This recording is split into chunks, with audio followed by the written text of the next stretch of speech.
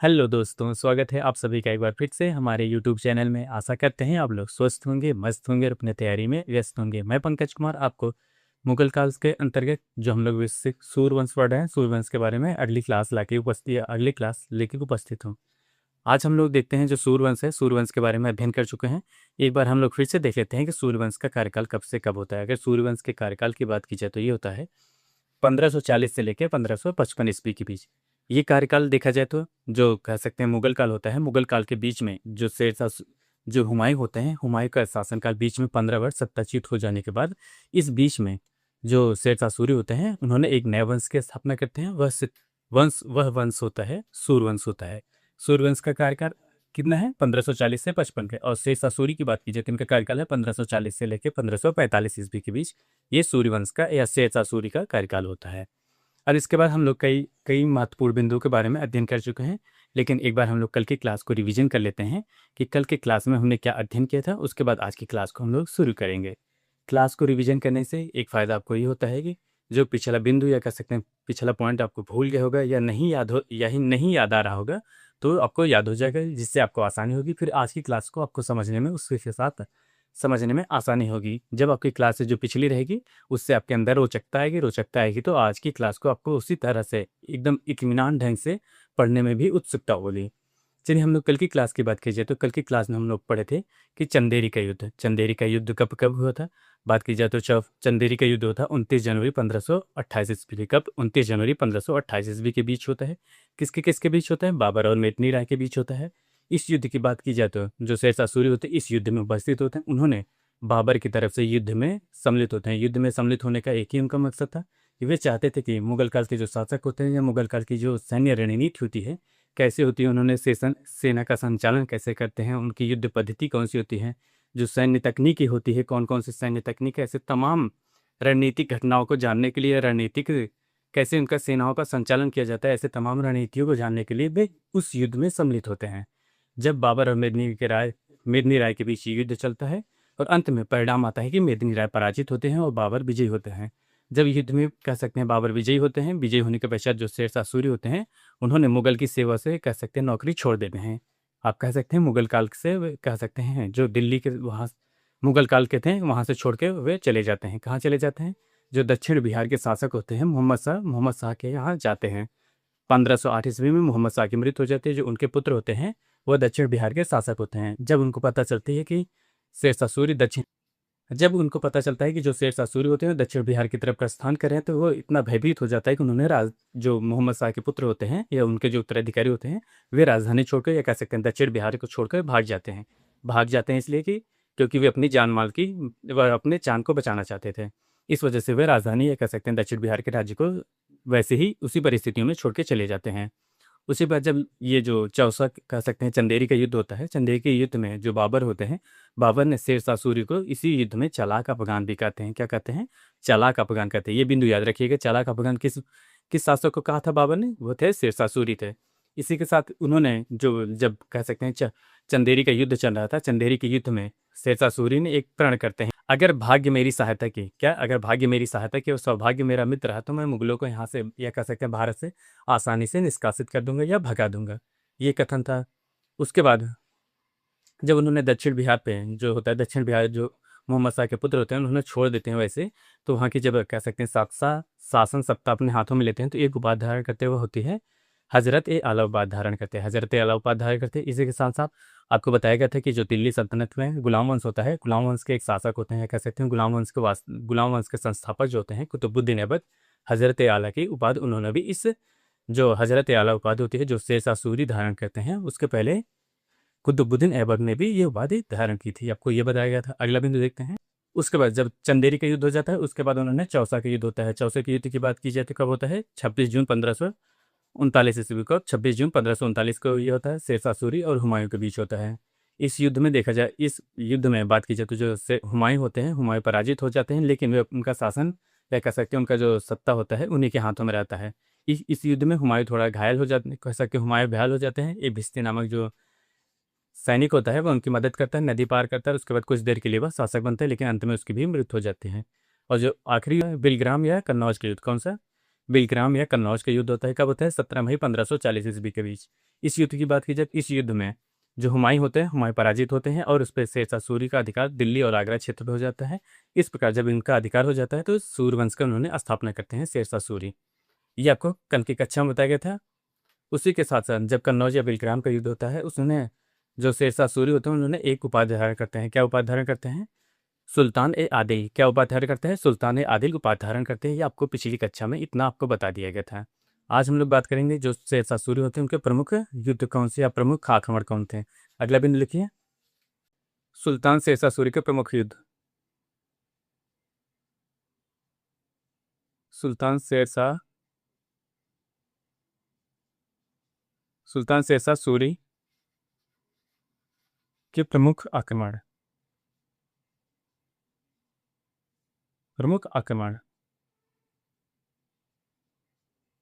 ये आपकी हेडिंग होगी, क्या होगी? सुल्तान शेरशाह सूरी द्वारा प्रमुख आक्रमण कौन कौन से हुए थे, इनकी बात करते हैं। उनके प्रमुख आक्रमण कौन थे? सबसे पहला आक्रमण लिखे रायसीन पर आक्रमण। कौन सा? रायसीन। पढ़ा, यहाँ लिखिए प्रमुख में रायसीन। रायसीन पर आक्रमण।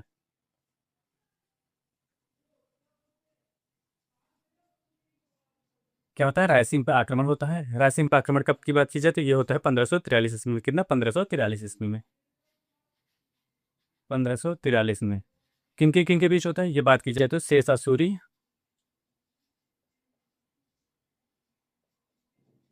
सूरी और पूरनमल। किसके मल? राजा पूरनमल।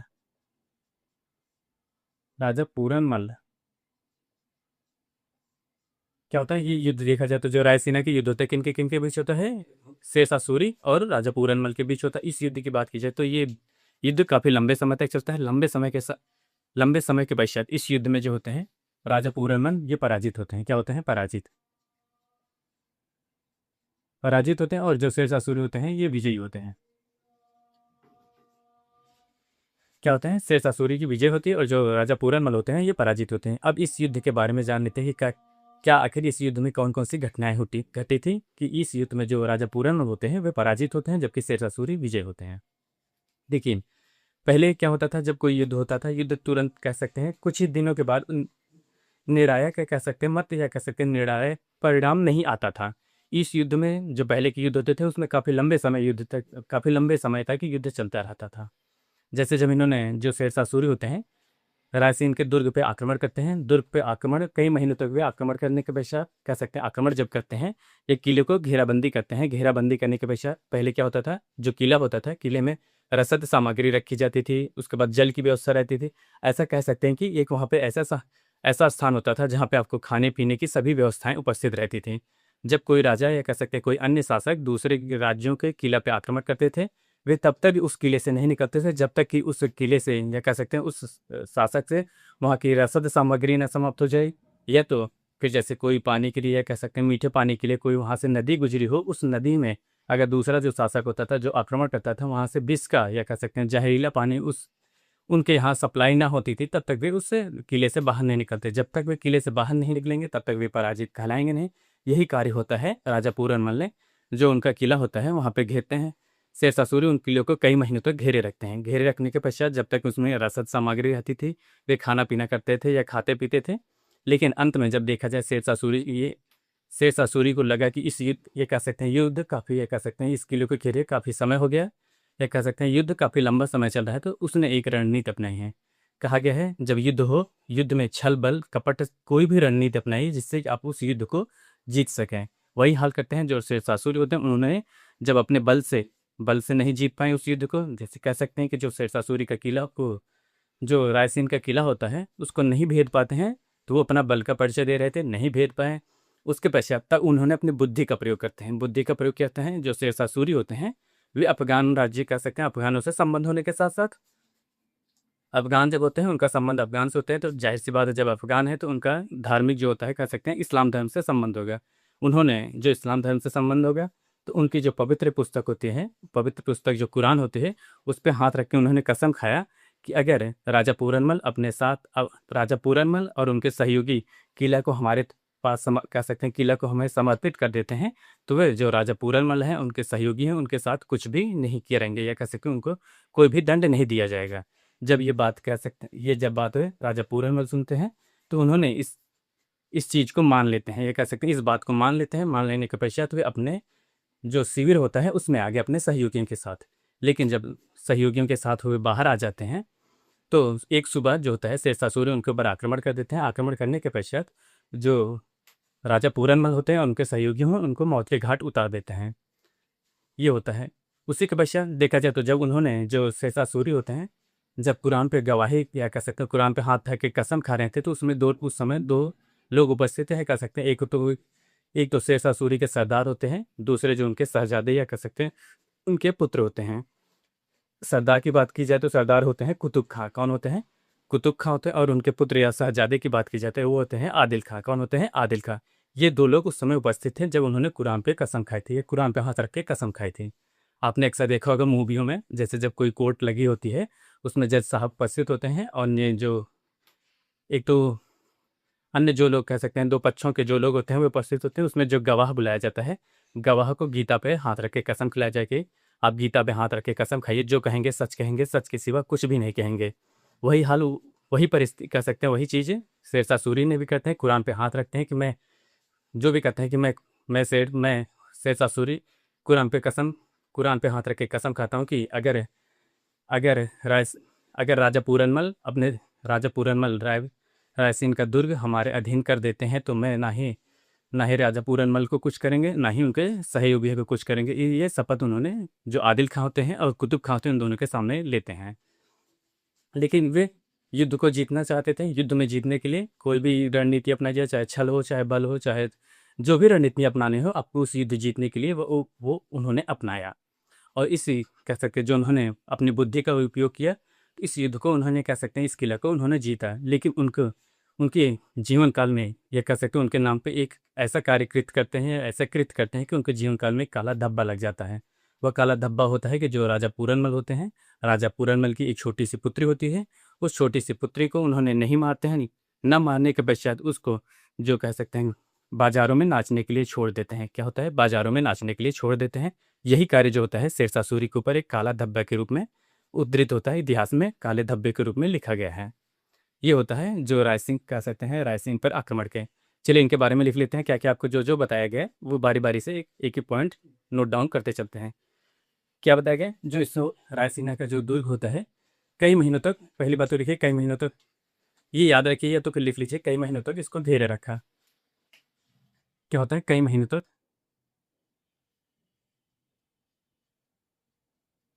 कई महीनों तक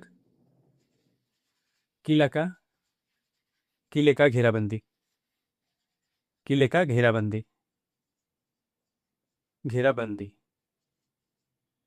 कई महीने तक उन्होंने किले का घेराबंदी करते हैं। उसके बाद अगला पॉइंट लिखते हैं।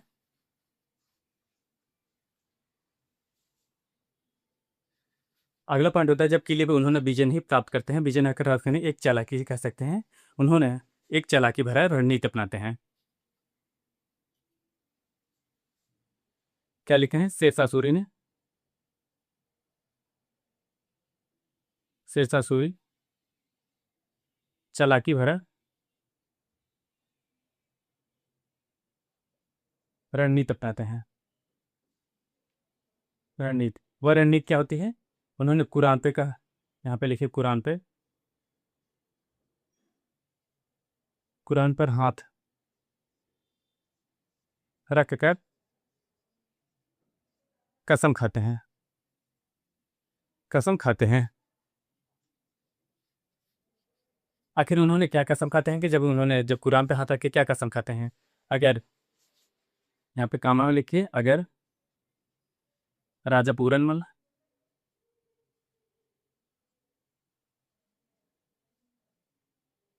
किला मेरे अधीन कर देते हैं, तो वे राजा पूरनमल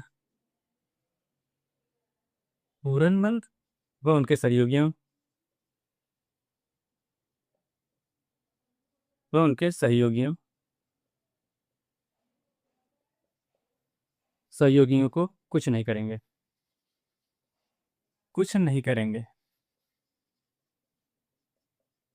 ये होता है उन्होंने जो कह सके रणनीतियाँ अपनाई, ये रणनीतियाँ होती हैं। उसी के साथ जब उन्होंने, क्या होता है उसका मतलब, उपस्थित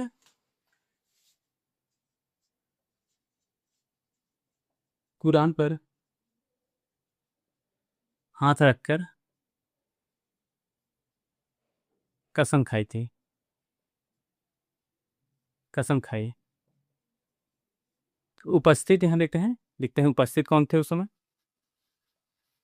उपस्थित थे कुतुब खां। कौन थे? कुतुब खां। ये आपको पता है, कुतुब खां। और दूसरे कौन थे? आदिल खां। कौन होते हैं? आदिल खां। देखा जाए तो कुतुब खां जो होते हैं सरदार होते हैं, और आदिल खां की बात की जाए तो शहजादा होते हैं। क्या होते हैं? शहजादा होते हैं। ये आपको ये बताया गया। उसी के साथ साथ अब अगला बिंदु लिखिए कि जब ये बात कह सकते हैं जो राजा पूरन में होते हैं उनको पता चलती है, तो वो अपने कह सकते हैं शिविर से बाहर निकल के आते हैं। अगला बिंदु लिखिए, लिखिए। अगला बिंदु होगा उपरोक्त घर, उपरोक्त बातों को सुनकर राजा व उनके सहयोगी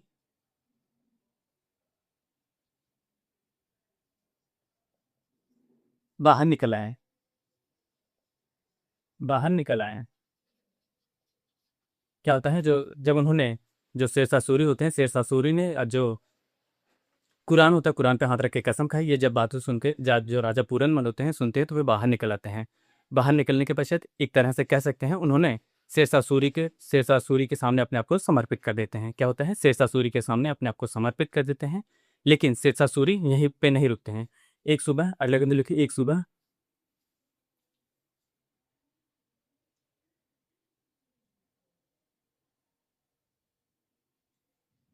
एक सुबह, एक सुबह शेरशाह सूरी, शेरशाह सूरी अचानक इनके ऊपर, इनके ऊपर आक्रमण कर देता है, आक्रमण कर देता है,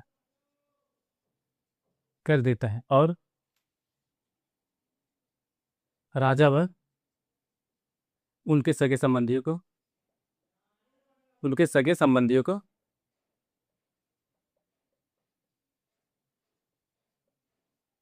संबंधियों को मौत के घाट उतार दिया,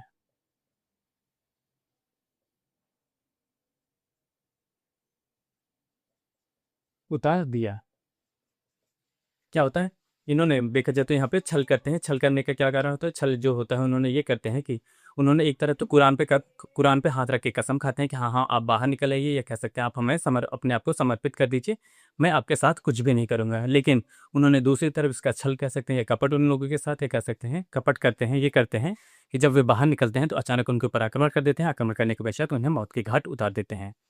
जब ये बात है कि जब अरविंद लिखे, जब ये बातें जो उनके उस समय जो उपस्थित हैं सरदार जो थे, कुतुब खां थे, जब उनको ये पता चला कि जो हमारे राजा होते हैं, या कह सकते हो जो हमारे सम्राट होते हैं, या जो हमारे राजा हैं, या जो हमारे प्रशासक हैं या शासक हैं, उन्होंने ये घटनाएं करते हैं, तो वे अपने आप को इतना शर्मिंदगी महसूस करते हैं कि उन्होंने अपने आत्महत्या कर लेते हैं। क्या होता है? अगला बिंदु लिखिए, अगला बिंदु लिखिए। जब शेरशाह सूरी, जब शेरशाह सूरी कुरान पे, कुरान पर हाथ रख के कसम खाते हैं, रख कर कसम खाते हैं,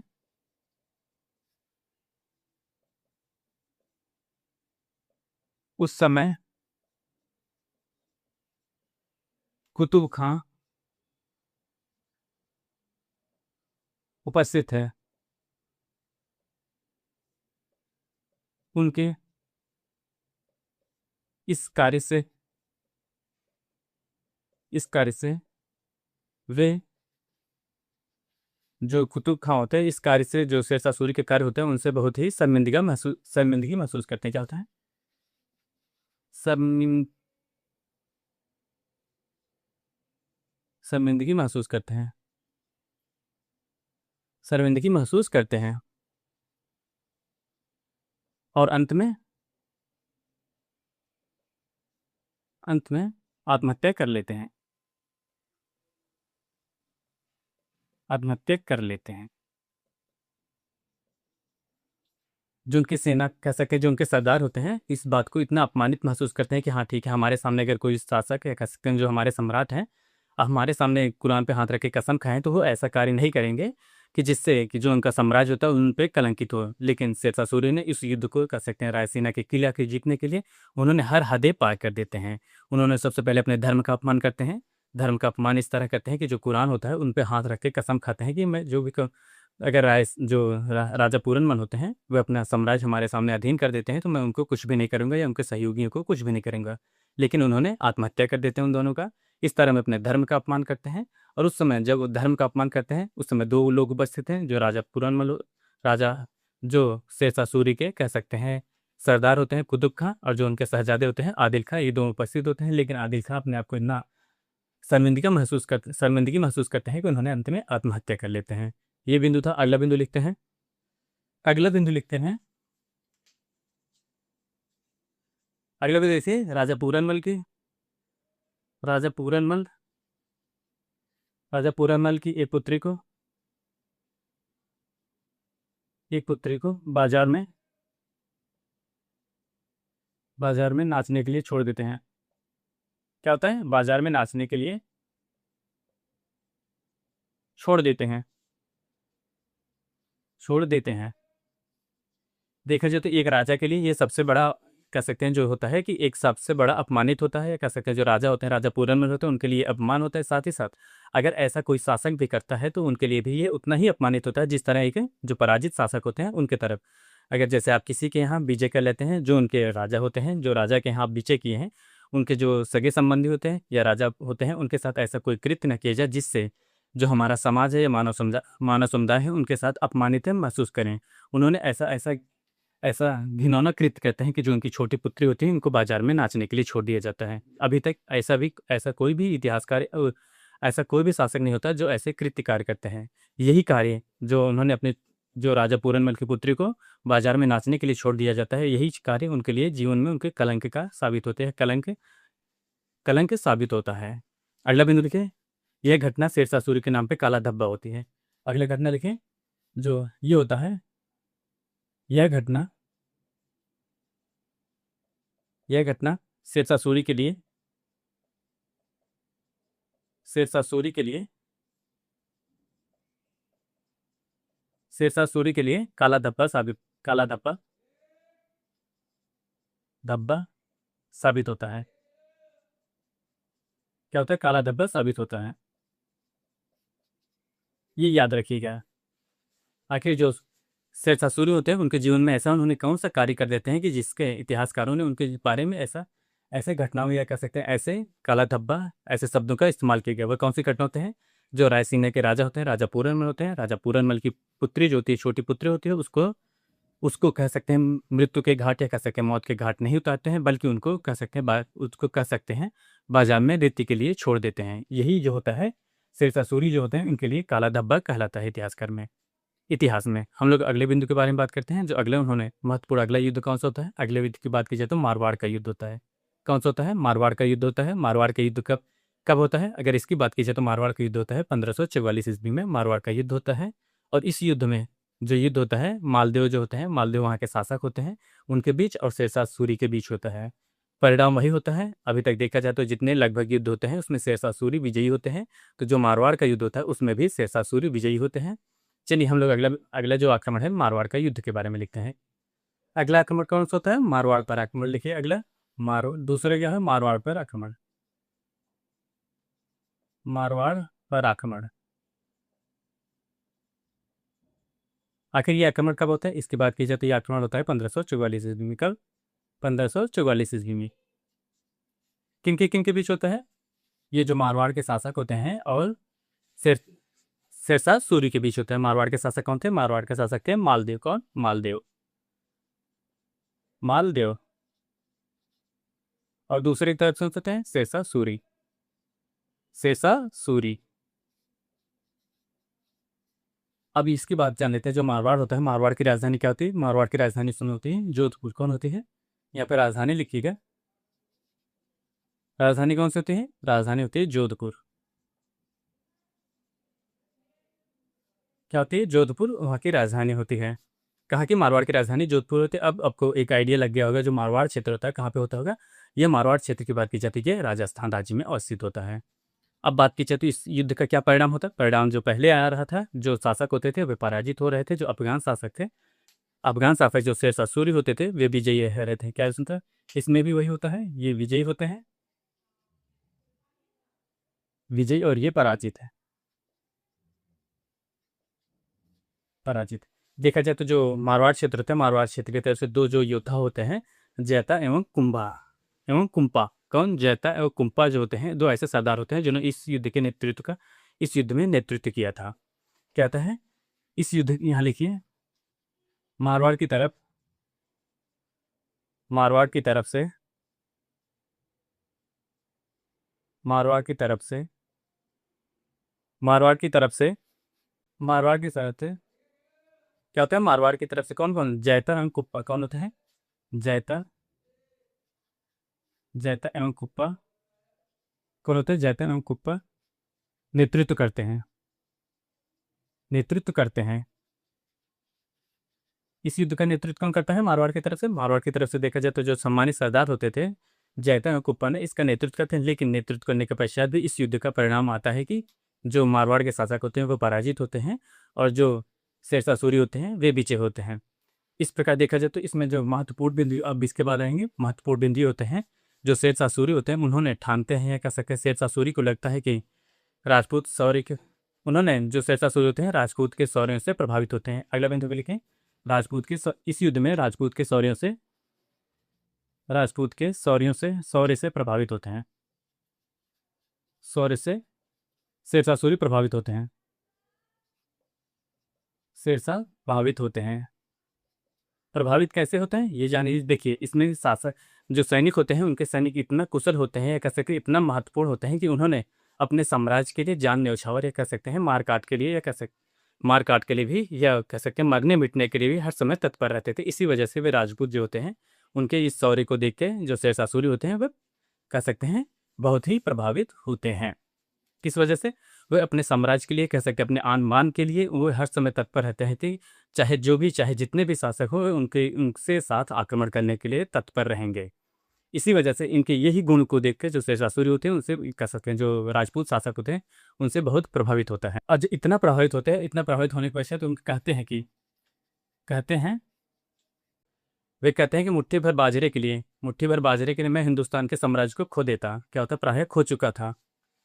जो ये कथन क्यों कहा जाता है? जो राजपूत शासक होते हैं, राजपूत शासक ने अपनी प्रतिभा का इतना जबरदस्त प्रदर्शन करते हैं कि जो जो शेरशाह सूरी होते हैं उनके, कह सकते हैं कि जो उनके पैर के नीचे जमीन होती है वह खिसक जाती है, कह सकते हैं हिल जाती है। इसी वजह से वे कहते हैं कि मुट्ठी भर बाजरे के लिए मैंने पूरे हिंदुस्तान को खो चुके होते हैं। ये डबल इन्वर्टेड कामा में लिखे, क्या कहते हैं? मुट्ठी भर, कामा में लिखे मुट्ठी भर,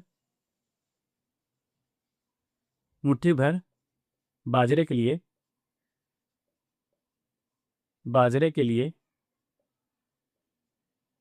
मुट्ठी भर बाजरे के लिए, मुट्ठी भर बाजरे के लिए मैं हिंदुस्तान के, क्या होता है? मुट्ठी भर बाजरे के लिए मैं हिंदुस्तान के, मैं हिंदुस्तान के साम्राज्य को,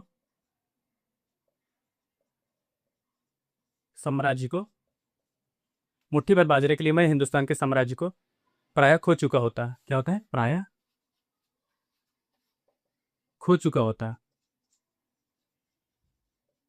चुका होता।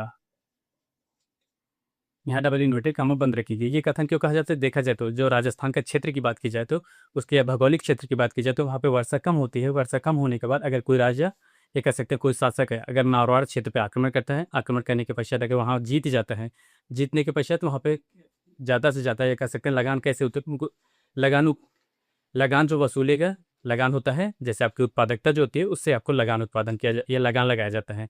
जब यहाँ पे देखा जाए तो ये क्षेत्र जो होते हैं अनुपजाऊ होते हैं, कह सकते हैं यहाँ पे पानी की मात्रा कम होती है, ताकि जो फसल उत्पादन होता है वह बहुत कम हो जाएगा। लेकिन बाजरा एक ऐसा फसल है, यहाँ पे देखा जाए तो बाजरे की फसल का अत्यधिक उत्पादन होता है। बाजरा जो होता है, बात की जाए तो इसका ये कम पानी में भी उत्पादन हो जाता है। इसी वजह से अगर यहाँ पे बाजरे, इसलिए कहा गया ना मुट्ठी भर, अगर थोड़ा-सा जो राजस्थान का मालवा क्षेत्र है वहाँ पे लगान क्या होगा, बहुत ही कम मिलेगा। इसी वजह से जो शेषासुरी होते हैं इस कथन का प्रयोग करते हैं। मुट्ठी भर बाजरे के लिए मुट्ठी भर बाजरे के लिए मैंने हिंदुस्तान साम्राज्य को प्रायः खो दिया होता है। खो कैसे दिए होते हैं? राजपूत जो शासक होते हैं उनकी प्रतिभा को देखते हुए काफ़ी प्रभावित होते हैं। आज के लिए बस इतना ही। हम लोग कल की बात करते हैं। कल की क्लास में हम लोग देखेंगे जो कलिंजर पर आक्रमण करते हैं जो शेषासुरी। उसी के बाद देखा जाए जो कलिंजर का युद्ध होता है, शेषासुरी का आखिरी युद्ध होता है। इस युद्ध में वे घायल होते हैं। घायल होने के पश्चात जब युद्ध समाप्त होता है तो उनकी मृत्यु हो जाती है। ऐसे तमाम बिंदुओं के बारे में देखते हुए कल की क्लास हम लोग प्रारंभ करेंगे। आज के लिए बस इतना ही। आप हमारे चैनल पर नए हो तो चैनल को लाइक करें, शेयर करें, सब्सक्राइब करें। मिलते हैं नेक्स्ट वीडियो में, तब तक के लिए धन्यवाद। Bye bye.